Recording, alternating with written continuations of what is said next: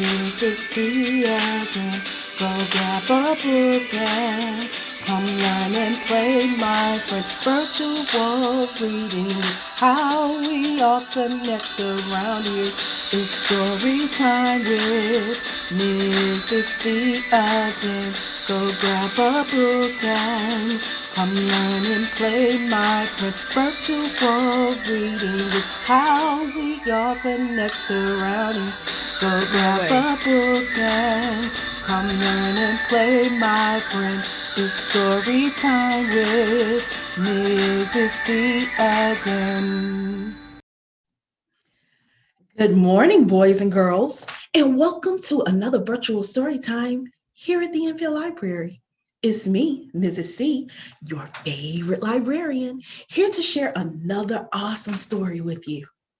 Does anybody know what we're celebrating during the month of February? That's right, Black History Month. All month long here at the Enfield Library, we will be spotlighting stories written by African American authors. It may be some stories and authors that you know of, and it may be some that you're not too familiar with, but this will be a month of learning and sharing for everybody. So if you're ready to meet today's author, come on, sit back, relax, open your ears, open your eyes, and let's get ready to learn, okay? Before we dive into today's story, I want to tell you a little bit about the author that we're spotlighting today. So I'm going to share my screen. I'm going to stop my video for 1 second, and I am going to share my screen with you. Here we go.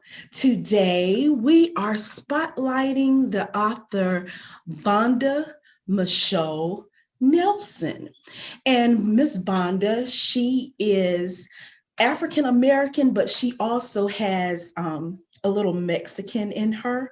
But she's an African American author who has written a ton of books.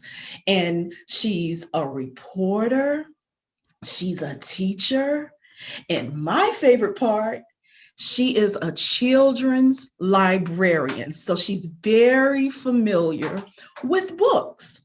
And she wrote today's story that we're going to read today, which is entitled The Book Itch.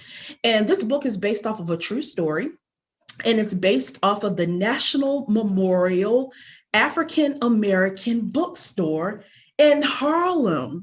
I'm not sure if any of you all are familiar with this bookstore. It was a long time ago. And this bookstore was opened by a man by the name of Louis H. McCaw. And he loved to read, and he wanted to make sure that every Black person had a chance to read, because he understood that reading could take you to places that you could never imagine. And it also caused your mind to grow. So he built this bookstore, and it became popular and famous for a lot of celebrities. So today we are going to read the story called The Book Itch. And it's one of my favorite stories. I love this story, and I hope that you like it as well. Are you ready to read? Let's read The Book Itch. I'm going to share my screen with you one more time. Here we go. The Book Itch by Vonda McCaw Nelson, illustrated by R. Gregory Christie. This house is packed with all the facts about all the Blacks all over the world. That's what it says above our door. We own this place. This house, the National Memorial African Bookstore, is our home, just about because we spend so much time here. On weekends and in the summer, I ride my bike to the store and help Dad. I get to carry the signs out in the morning and put flags of African countries in holders near the curb. All kinds of people come to 2107 7th Avenue. Kids and grown-ups, Black folks and white folks, writers and politicians, artists and teachers, even famous people like actors and musicians from the Apollo Theater visit the bookstore. Sometimes it's so busy, you can hardly get inside. One day, a crowd bigger than usual is packed around the door. I squeeze through and put my bike up. This is my boy Louie, Dad says. I look up. It's Muhammad Ali. He's so tall. I have to lean my head way back to see his face. I feel his big boxer fingers close over mine. It's like shaking hands with a giant. I can't think of anything to say. Mr. Ali pushes my chin up. I guess my mouth was hanging wide open. He and Dad are laughing at me, but I don't care. I just met the heavyweight champion of the world. Dad opened this bookstore in Harlem Square way before I was born. Mom says he started out with 5 books and a mission. She says he had something in his heart he believed in so much that he'd do just about anything to make it happen. Dad says he got the book itch and needed to scratch it. Back then, he'd walk up 7th Avenue and on to 125th Street selling books out of a push cart. Don't get took, read a book, he'd call.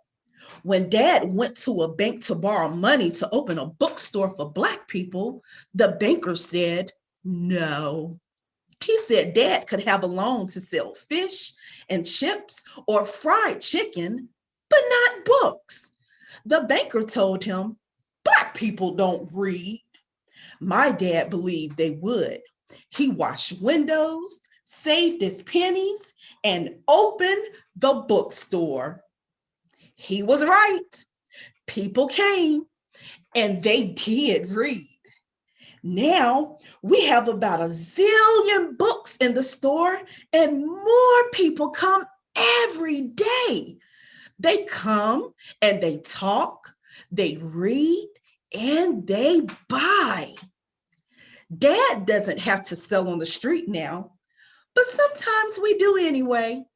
Dad says he wants to reach people who might not know about the store, people who don't know how important books are. We push the cart calling. Knowledge is power. You need it every hour. Read a book. Dad made that up just like he made up the sign over the store. He plays with words until they say what he feels.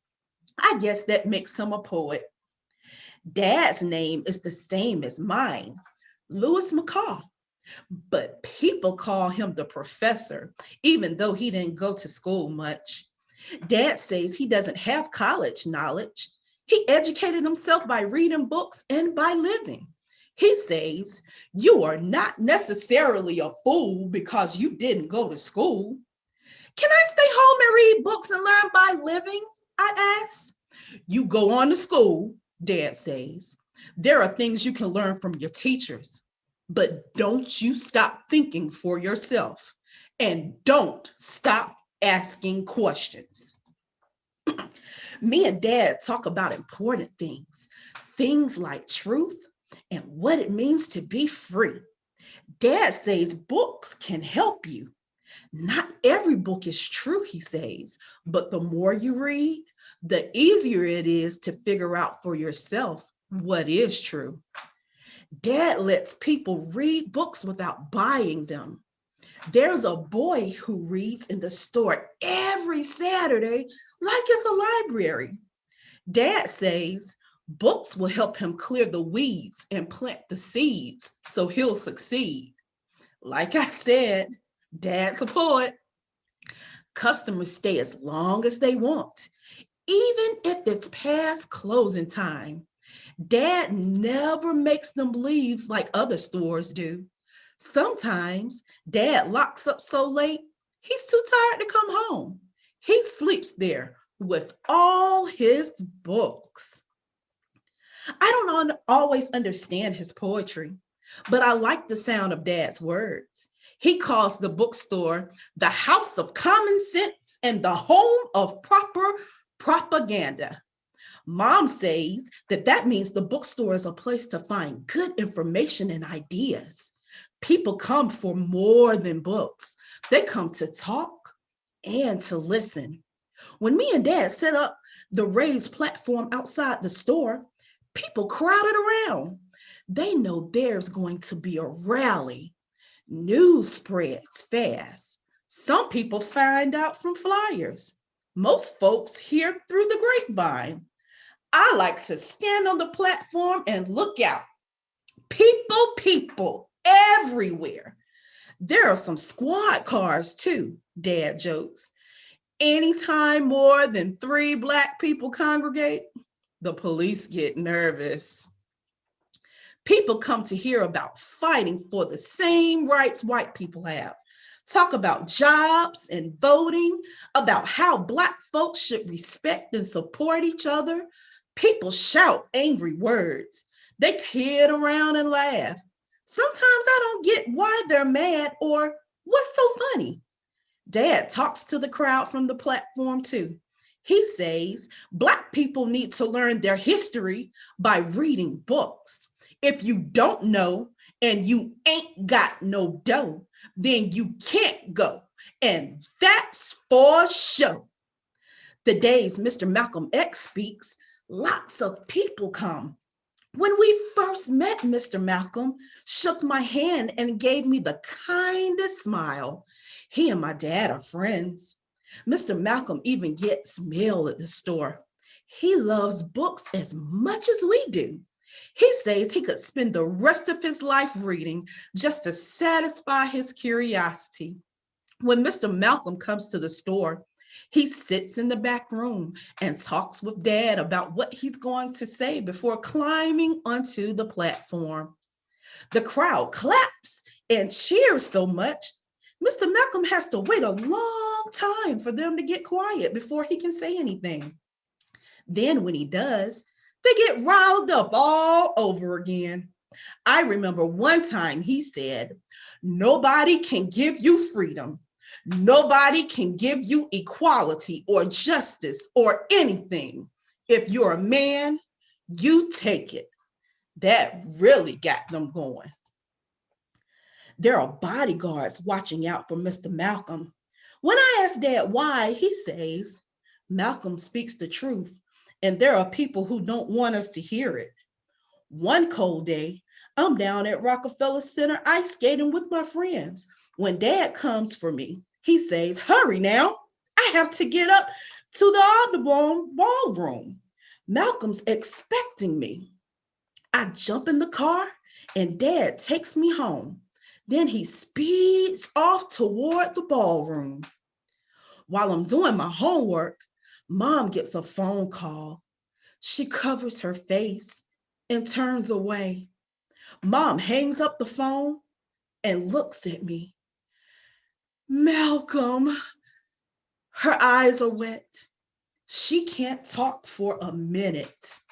Someone shot him when he stood up to give his speech. I can't breathe.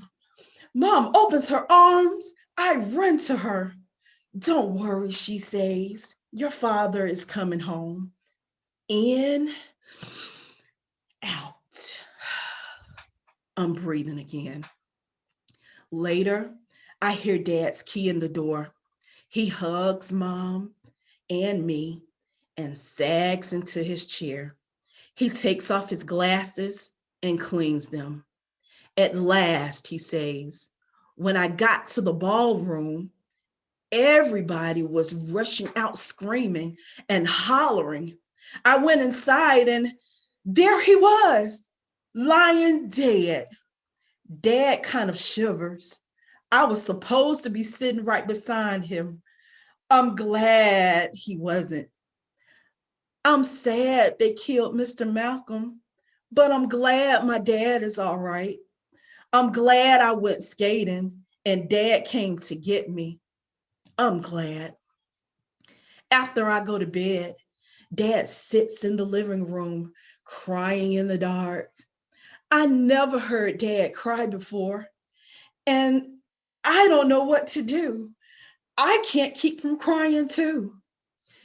In the morning, dad comes to my room. He looks tired, but okay. He sits on the edge of my bed and pets my forehead. Malcolm used to say, if you're not willing to die for it, put the word freedom out of your vocabulary, dad said. They think they got rid of him, but people won't forget, Louis. His words will never leave us. Words. That's why people need our bookstore. Maybe someday I'll believe in something so much, I'll have the itch to make it happen again. For now, I read books, I ask questions, I listen to the people on the platform outside, and I talk with my dad about truth here at the National Memorial African Bookstore. The end. Boys and girls, did you enjoy that story? What was your favorite part of the story?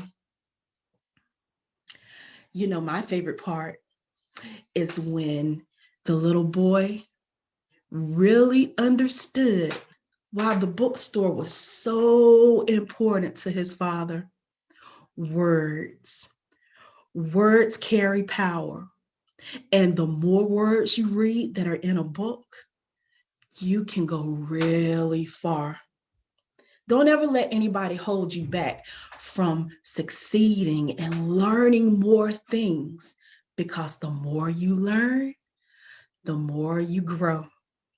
I hope that you all have enjoyed today's story time. I hope that you meet me back here next Tuesday for another Black Author Spotlight. Enjoy your day, boys and girls, and I'll see you the next time. Bye.